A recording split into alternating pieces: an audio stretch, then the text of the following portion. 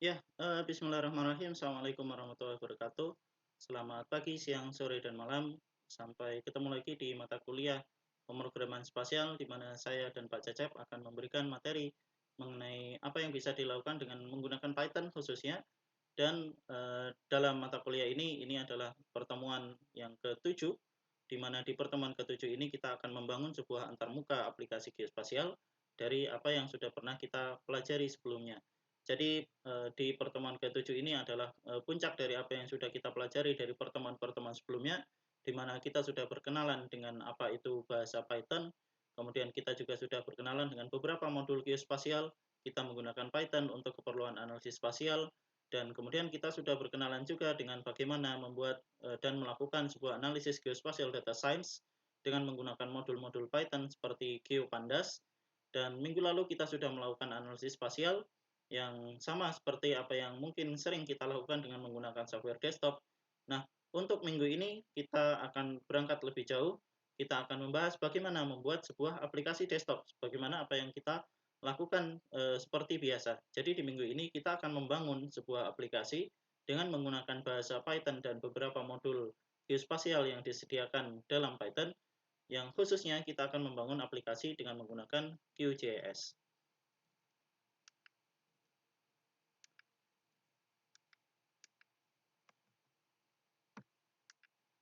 Nah, berikut adalah pokok-pokok bahasan dari apa yang akan kita diskusikan pada minggu ini dan juga kita praktekkan. Kita akan membangun sebuah project, di mana di project itu kita akan membuat sebuah antarmuka, di mana di antarmuka itu ada modul-modul Python yang kita gunakan untuk keperluan pembangunan antarmuka ini. Di sini kita akan mengenal satu modul dari bahasa Python yang khusus diciptakan untuk bahasa QGIS, yaitu PyQGIS, di mana ini juga sudah pernah kita singgung di minggu yang lalu. PyQGIS merupakan salah satu modul pemrograman berbasis objek yang khusus diciptakan untuk QGIS, dan nanti bisa kita gunakan untuk membangun aplikasi yang ada di QGIS, termasuk antarmukanya dan juga logika pemrograman spasial yang ada di belakangnya. Kemudian yang kedua, kita akan mencoba menggunakan PyQGIS pada sebuah konsol yang ada di QGIS, dan pada konsol itu kita bisa mengakses elemen-elemen yang ada pada QGIS seperti layer, kemudian simbologi, kemudian juga termasuk melakukan beberapa analisis spasial dan mengakses menu processing yang ada pada QGIS.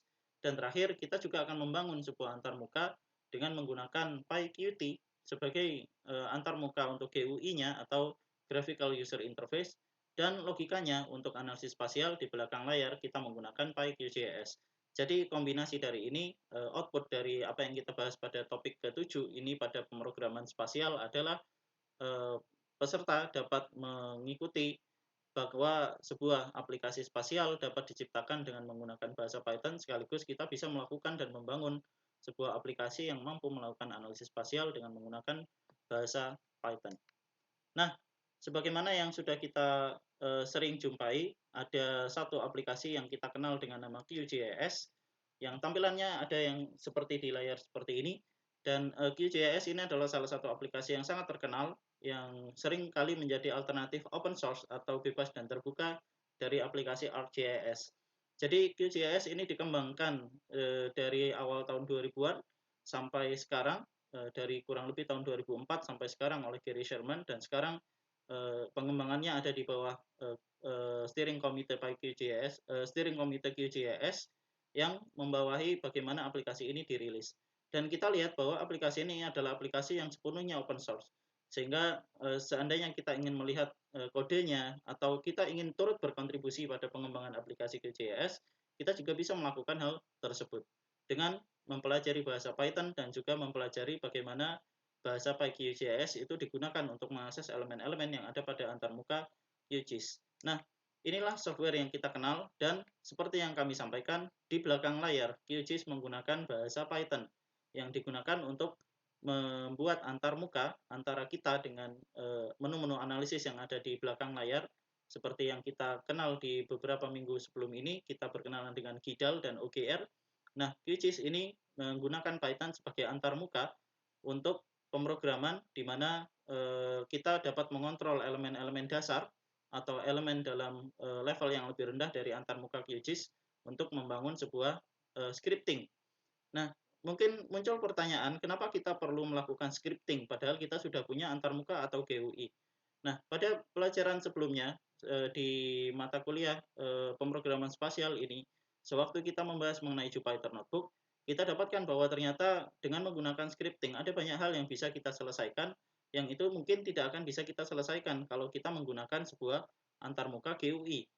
Nah, untuk itulah aplikasi-aplikasi seperti ArcGIS, kemudian QGIS, dan aplikasi-aplikasi lain yang berbasis desktop itu memiliki antarmuka untuk kita mengakses level rendah dari analisis yang disediakan oleh antarmuka tersebut, sehingga kita bisa melakukan misalnya analisis geospatial data science pada data yang jumlahnya sangat besar atau big data, yang ini kemudian bisa kita lakukan dengan mengakses elemen level rendah ini pada antarmuka yang disediakan oleh aplikasi tersebut.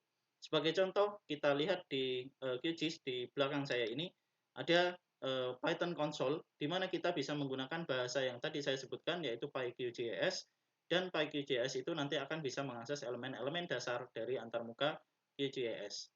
Nah, kemudian kita punya yang disebut dengan nama PyQGIS. Tadi saya sempat sebutkan apa itu PyQGIS. Ini adalah untuk modul pemrograman berbasis objek.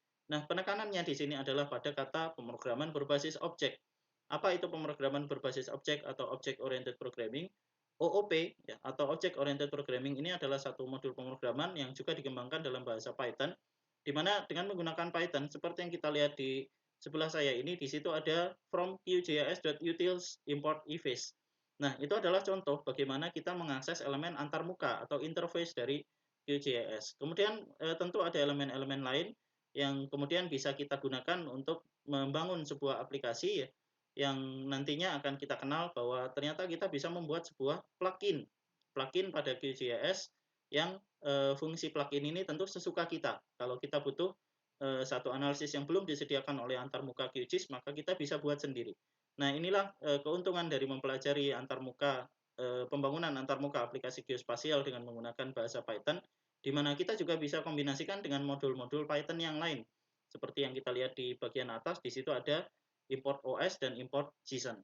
Nah, kita juga bisa kombinasikan dengan misalnya GeoPandas, kita bisa kombinasikan dengan misalnya GDAL, kita juga bisa kombinasikan dengan NumPy dan modul-modul lain yang bisa kita kombinasikan seluruhnya pada satu environment Python yang sama, dan itu bisa kita manfaatkan untuk membangun sebuah antarmuka plugin yang kita butuhkan.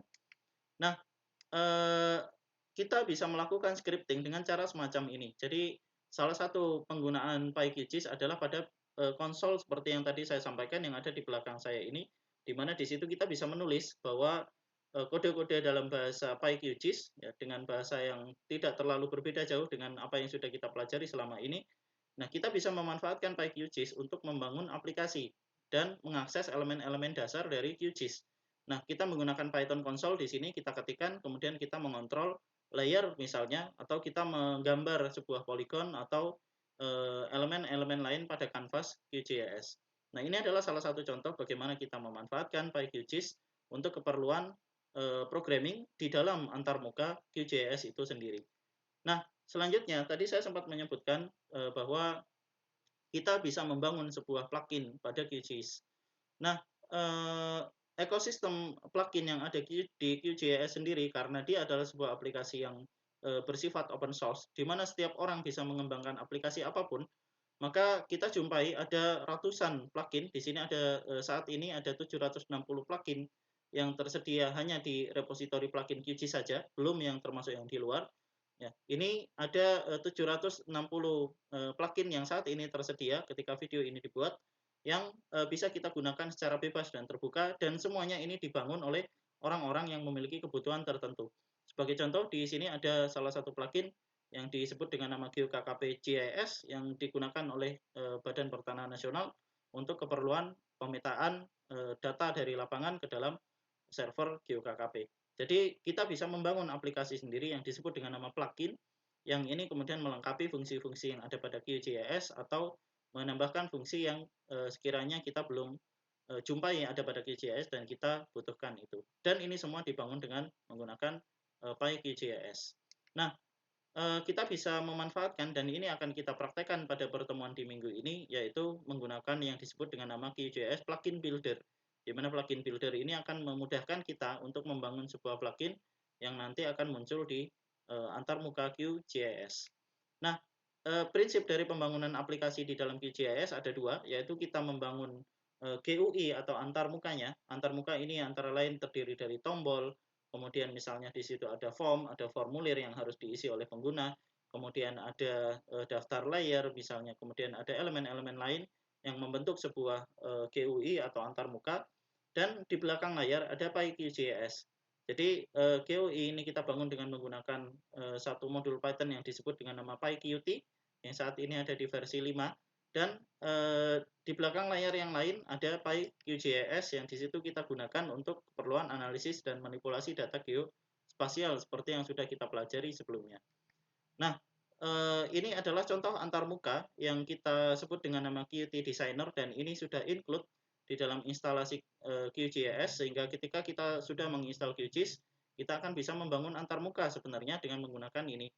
Nah, antarmuka ini kita bangun dengan PyQt 5 seperti yang tadi kita sebutkan. Kemudian antarmuka yang ada di sini seperti misalnya ada tombol, kemudian di sini ada form yang harus diisi. Maka form ini kemudian akan kita gunakan untuk menghubungkan antara skrip yang ada di belakang layar dengan antarmuka yang ada di depan ini, yaitu formulir-formulir ini, sehingga formulir ini kemudian bisa membuat sebuah aplikasi antarmuka yang ada pada plugin QGIS.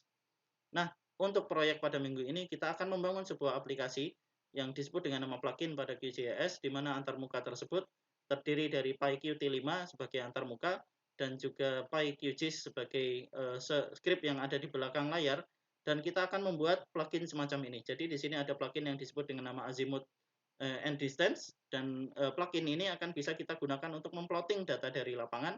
Misalnya kita punya hasil ukuran dari total station atau kita punya data dari GPS. Nah, kita plot dengan menggunakan sudut jarak atau kita kenal dengan istilah KOGO, koordinat geometri. Nah, kita bisa lakukan dan kita akan membangun plugin ini pada proyek yang kita lakukan di minggu terakhir untuk pertemuan pemrograman spasial pada minggu ke-7 ini. Nah, demikian yang bisa saya sampaikan sebagai pengantar untuk minggu ke-7. Selamat praktik dan selamat mengikuti materi yang nanti akan diberikan. Modul seperti biasa sudah disediakan di Elok, sehingga jika ada pertanyaan silakan gunakan forum diskusi yang sudah disediakan di Elok. Terima kasih dan Assalamualaikum warahmatullahi wabarakatuh.